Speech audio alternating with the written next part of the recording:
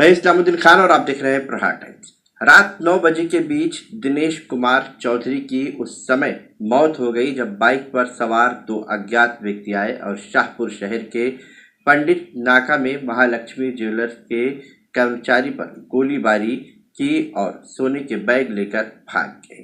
लेकिन कुछ दिनों में ठाणे ग्रामीण पुलिस ने इस अपराध के आरोपी को ढूंढ निकाला।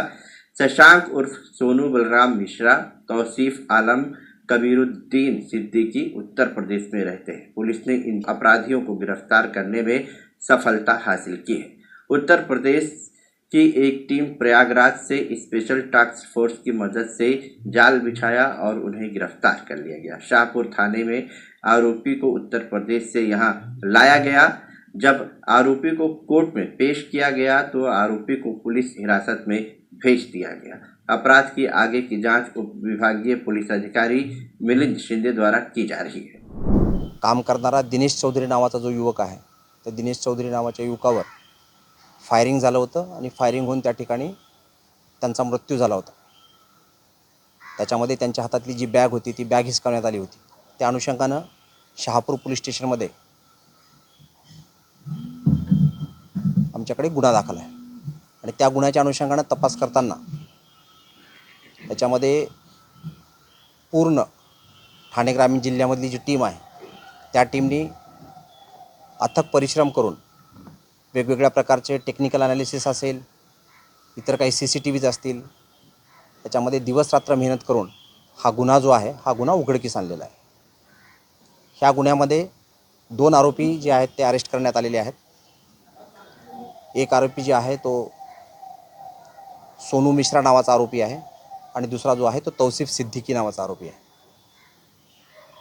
सोनू मिश्रा या आरोपीला सुद्धा पुढे दोन्ही आरोपींना 13 तारखेपर्यंत आमच्याकडे PCR मिळालेला आहे।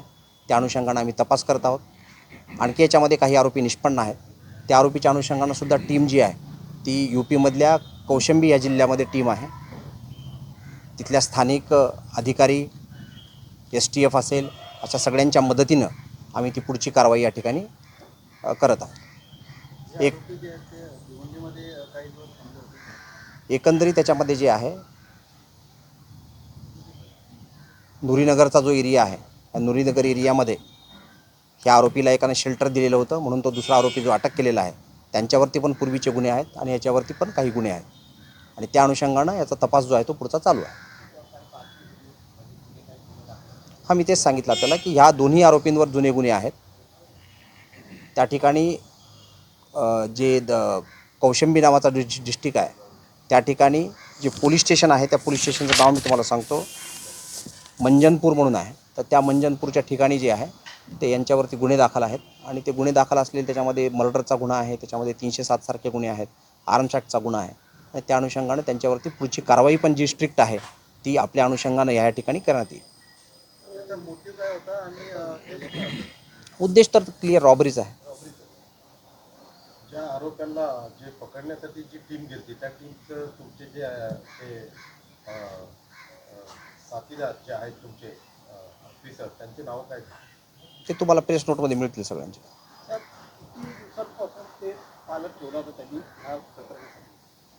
याच्यामध्ये जे आहे ते बेसिकली काही सुरुवातीचे 5-6 दिवस जे आहेत, सुरुवातीचे 5-6 दिवस आत्ता आम्हाला तपासामध्ये अद्याप निष्पन्न झालेले आहेत।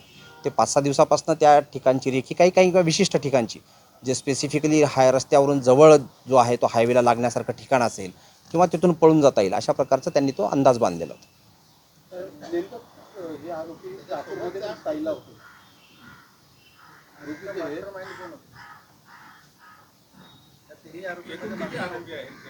तेच सांगितलं मी तुम्हाला की आत्तापर्यंत 2 आरोपी अटक केलेले आहेत। इतर जे आरोपी आहेत त्याच्यामध्ये आणखी काही आरोपी आमच्याकडे निष्पन्न होत आहेत। त्या निष्पन्न होण्याप्रमाणे तुम्हाला तशी फिगर जी नंतर कळण्यात येईल। आता आम्ही 2 आरोपींना अटक केलेली आहे। शस्त्र आणखी अद्याप आमच्याकडे रिकवर झालेलं नाही। आम्ही त्या अनुषंगाने जे आहे ते शस्त्र जे आहे ते कुठल्या ठिकाणी ठेवले, काय आहे, त्याच्यामध्ये पुढचा तपास काय तो तपासांती तुम्हाला कळण्यात येईल। गाडी आम्ही रिकवर केलेली आहे।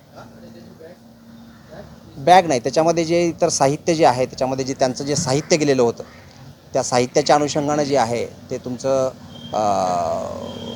त्यांची जी काय पावती पुस्तकं आणि इतर जी पुस्तकं आहेत त्या पावती पुस्तकाच्या अनुषंगानं तो इतर तपासामधल्या ह्या ज्या पुढच्या बाबी आहेत, बॅग आहे, पावती पुस्तक आहे, त्यानंतर बाईक आहे, वेपन आहे, ह्या सगळ्या तपासाच्या बाबी आहेत. नाही नाही, नुरीनगर एरिया. कुठले? हो हो, किती दिवसापासून रॅकी चालू होती? मी सांगितलं ना आपल्याला 5-6 दिवसापासून. हो हो हो, ठीक आहे. एकंदरीत जे आहे ते त्याच्यामध्ये आम्हाला सक्सेसफुली जे आहेत ते टीमचे फार मोठे एफर्ट्स आहेत आणि या टीमच्या एफर्टमधून आम्ही हे सक्सेसफुली याच्यामध्ये आम्ही यश मिळवलेलं आहे. आणि महत्त्वाचं जे आहे ते टीमचं फार मोठे एफर्ट आहेत. पूर्ण जिल्ह्यामधले सगळे याच्यामध्ये अधिकारी अंमलदार जे लागलेले होते, ॲडिशनल SP असतील, SDPO आहेत, PI आहेत, दुसरे SDPO आहेत, LCBP आहेत, किंवा इथला प्रत्येक कर्मचारी जो आहे टीममधला होता, प्रत्येक अंमलदारांनी याच्यामध्ये यांनी फार मोठं याच्यामध्ये काम केलेलं आहे. CCTV नॉर्मल बघण्यापासून आणि एकंदरीत जे आहे ते दिवसरात्र मेहनत करून हा गुन्हा उघडकीला आलेला आहे. आणि त्याच्यामध्ये जे आहे ते काय म्हणतो त्याला आपण, आम्ही सक्सेसफुली जे आहे ते अशा प्रकारचं सामान्य जनतेमध्ये जो आहे तो विश्वास निर्माण झाला पाहिजे. त्याचबरोबर इतर कुठल्या लोकांमध्ये अशा प्रकारची भीतीची भावना निर्माण नाही राहिली पाहिजे. ह्या अनुषंगानं सुद्धा आमचे प्रयत्न आणखी चालूच आहेत. आणि हा गुन्हा उघडकीस आल्यामुळं सामान्य माणसाला त्याच्याबद्दल आणखी ठाणे ग्रामीण जिल्हा असेल किंवा महाराष्ट्र पोलीस असेल किंवा पोलीस दलाबद्दल असेल, एकंदरीत पोलीस दलाबद्दल तो विश्वास सार्थ करण्यामध्ये आम्हाला वाटतं की आम्ही यश मिळवलेलं आहे. आणि याच्यापुढे सुद्धा कामगिरी जी आहे ती अशीच राहील आणि आपण त्या पद्धतीनं मर्डर जी बॅग